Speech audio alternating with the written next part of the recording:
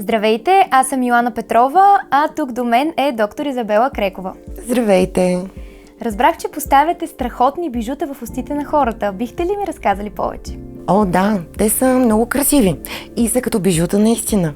Това са така наречените златно-керамични корони.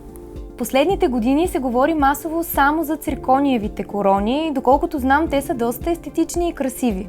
Да, масово е в момента, навсякъде рекламират за този тип корони. Аз също слагам циркони, чиста керамика, слагаме металокерамични корони, но последните години вкарахме и избора за златокерамичните корони. Всички те имат различни особени характеристики и именно според индивидуалния случай трябва да бъде направен и правилният избор. Аз следвам една философия. Първо да дам едно добро лечение, което да е съчетано с благоприятно влияние на заздравителните и защитните процеси в нашия организъм. Тоест искате да кажете, че златото има благоприятно и подпомагащо влияние? О, да! Вие освен в денталната медицина или в бижутерията, къде още сте срещнали информация за използване на златото? Аз знам, че златото се използва в козметиката, в много скъпи продукти. Чувала съм и съм чела за истории на Клеопатра. Ето тук съм се подготвила. В Египет, например, златото се е използвало като пълномощно. Според древните хроники, Клеопатра се е грижила за кожата си с златен прах. Китайските императори също са се стремили към вечна младост с помощта на този ценен материал. В китайските практики по медицина често се срещат рецепти с злато. Използвали са старомодно злато за лечение на нервната система и други заболявания. Този материал е свързвал хората от цели векове. Да, ето, например, от векове знаем за ефекта на златото. Историята сама говори за това. Именно противовъзпалителните и антиоксидантни свойства дават една стимулация за регенерация на тъканите, както и антибактериалните и противогъбични ползи го правят полезно в лечението на инфекции. От това, което видях, златото се покрива от бял керамичен материал, но не напълно. В основата на короната остава един златен кант. Да, точно този златен кант, даже аз лично казвам в лабораториите понякога в зависимост от случая да е по-широк, защото ако ние покриеме, и то може да го направиме, цялата златна корона да я покриеме изцяло да стане бяла, то тогава се обезмисля стойността и ефекта, за който поставяме такава скъпа корона. Реално трябва да има зона на директна комуникация на златото, което да оказва този благоприятен ефект на околозъбните тъкани. По този начин ние повлияваме в точно тези проблемни зони според индикациите, за които ние поставяме. Но това не е естетично. Да, не е естетично и заради това ние ги поставяме само на задни зъби, за съжаление. Но въпреки всичко, тези задни зъби са едни от първите, с които ние статистически се сбогуваме, защото те са поддадени най-силно на физическо натоварване. А също така се намират в участъците на устната кухина, където е най-трудно за почистване. Кое ви накара да започнете да се занимавате с златокерамика? Един мой много близък приятел и пациент трябваше да му се извадят два важни зъба в устата, дъвкателни. Постоянно имаше фистула, излизане на гной между тях. Процесът беше много активен.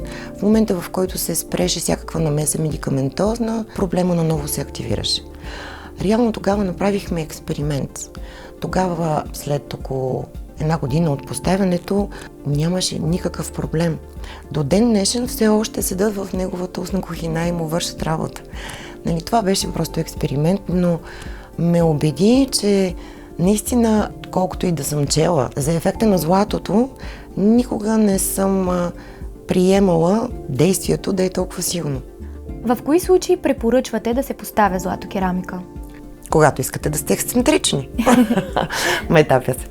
За да инвестирате 2 пъти повече пари и да поставим златокерамична корона, трябва да има някакъв проблем. Когато имаме стопяване на костни джобове, отдръпване на венци, ние ще искаме тази зона да бъде спряна като проблем. Точно поради тази причина ефекта, който има златото, помага, когато имаме съответен случай, в който зъба трябва да бъде облечен в корона, ние преценяваме имаме ли проблем.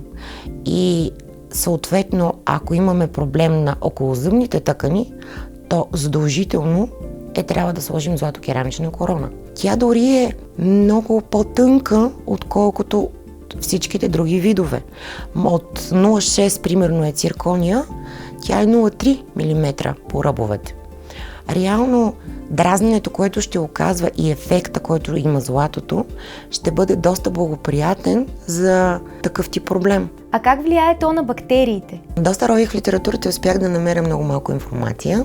Първо бяха описали, че може да доведе до нарушаване на бактериалната клетка, като увреди нейната клетъчна мембрана и да доведе до нейната смърт.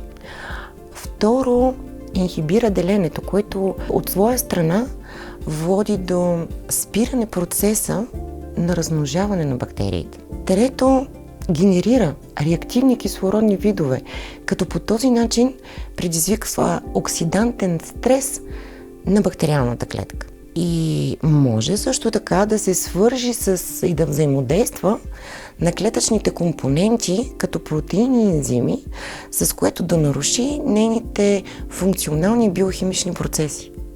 А може ли да има някакво вредно влияние златото, когато е поставено дълго време в устата?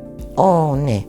Точно липсата на токсичност, устойчивост на износване, на корозия, в съчетание с благоприятният ефект го прави изключително полезно в медицината.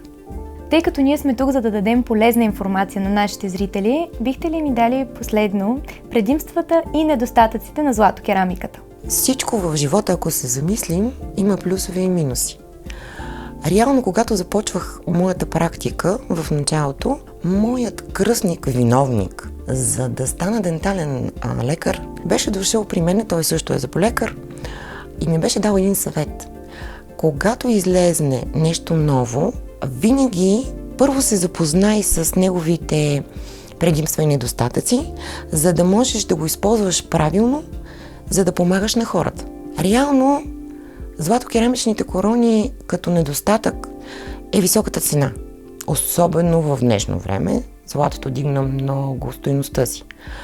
Другият недостатък е естетиката, която ни ограничава да я поставяме навсякъде. Както одеве споменахме, трябва да я поставяме само в задни участъци. Но предимствата говорихме много за тях.